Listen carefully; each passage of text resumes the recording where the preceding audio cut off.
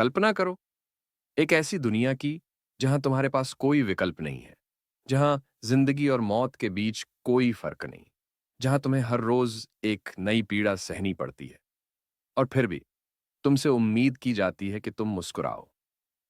ऐसी ही एक दुनिया में हमारी कहानी जन्म लेती है। बहुत समय पहले दुनिया अचानक बदल गई। आसमान फट गया, धरती कांप उठी और एक विशाल टावर धरती के बीचों बीच उग आया। बाहों लोग उस टावर के अंदर खींच लिए गए। ना कोई चेतावनी, ना कोई मौका, बस एक शून्य और फिर अंधकार। इस टावर को कहा जाता है नाइटमेयर टावर, एक ऐसा स्थान जहां हर मंजिल पर, हर कदम पर मौत छुपी बैठी है।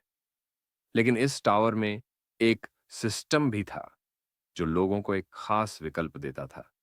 अगर तुम हार जाते हो तो वापस जाओ, वो सब भूल जाओ जो हुआ और एक बार फिर से शुरू करो। इसे कहते थे रिग्रेशन सिस्टम।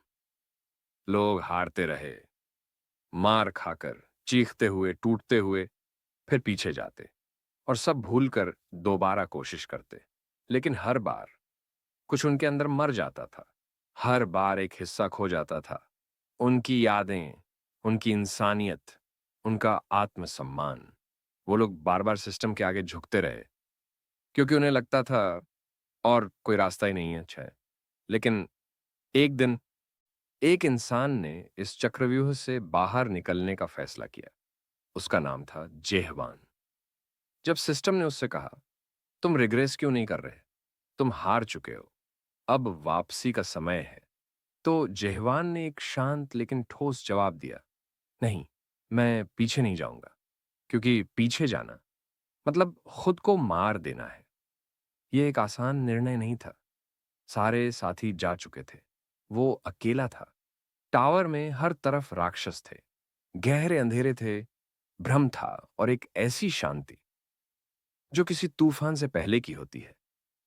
लेकिन जेहवान जानता था, ये टावर सिर्फ पत्थरों और सीढ़ियों से बना ढांचा नहीं है, बल्कि ये एक झूठा संसार है जहां हर चीज को इस तरह डिजाइन किया गया है कि इंसान खुद पर शक करने लगे, अपनी सच्चाई को झूठ समझे और झूठ को ही सच्चाई मान ले।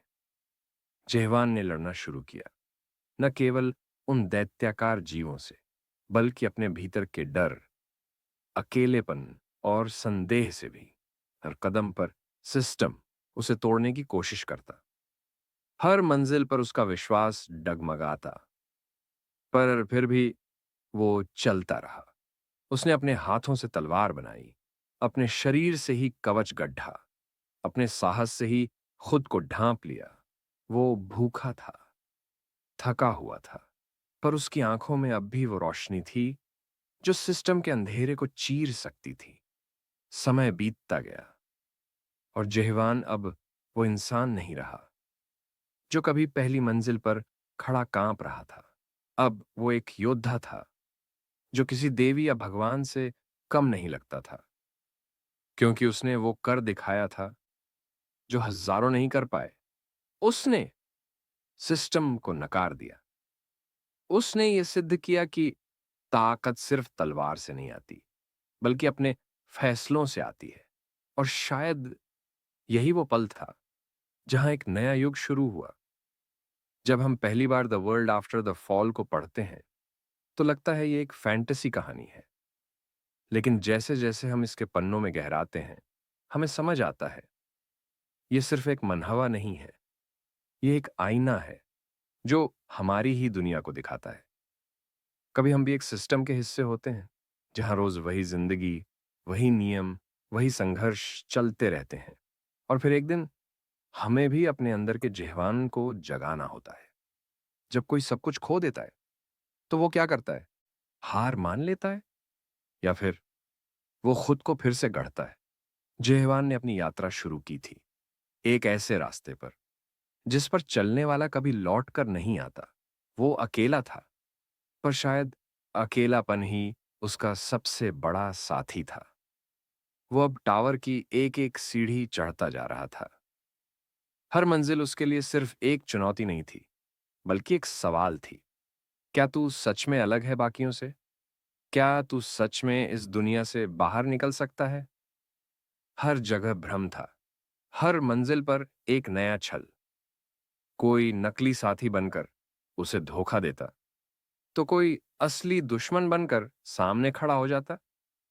पर जेहवान अब किसी पर भरोसा नहीं करता था, ना सिस्टम पर, ना किसी नकली उम्मीद पर। वो बस चलता रहा, एक सच्चाई की तलाश में।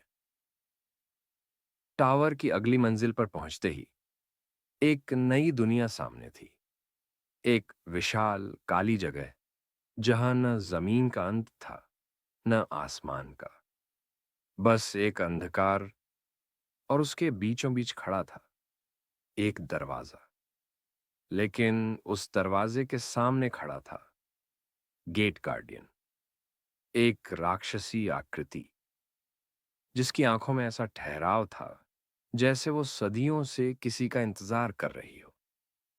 जेहवान की ओर देखकर उसने कहा, क्या तुम भी उन जैसे हो?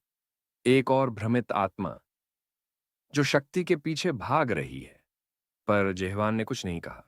उसकी तलवार उसकी भाषा बन चुकी थी। लड़ाई शुरू हुई। एक तरफ था अनुभव, दूसरी तरफ था जुनून।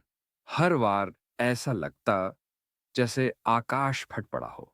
हर टक्कर के साथ जमीन कांपने लगी। पर जेहवान की आंखों में अब डर नहीं था, बस एक जिद थी, मैं झुकूंगा नहीं। और आखिरकार गेट गार्जियन घुटनों पर आ गिरा। लेकिन मरते वक्त उसने एक बात कही, दरवाजा पार करने वाले को वो मिलेगा जो बाकी सबने खो दिया था।